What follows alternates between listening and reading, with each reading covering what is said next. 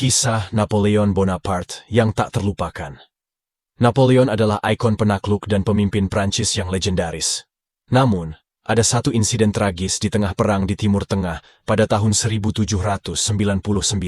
Napoleon terserang influenza yang membuatnya berbatuk-batuk. Saat itu, ia bermaksud melepaskan 1.200 tawanan Turki yang ditahan oleh pasukannya setelah merebut Java. Namun, dalam keadaan sakit dan lemah, ketika Napoleon mengeluh dengan kalimat, "Massacre tu," artinya batuk sialan, perwira yang berada di sebelahnya salah mendengar kata-kata itu sebagai "Massacres tous," yang artinya bunuh semua. Akibatnya, seluruh 1.200 tawanan Turki itu dibantai, semuanya, hanya karena kesalahpahaman yang disebabkan oleh batuk sang jenderal dan kesalahan dalam mendengar perwira.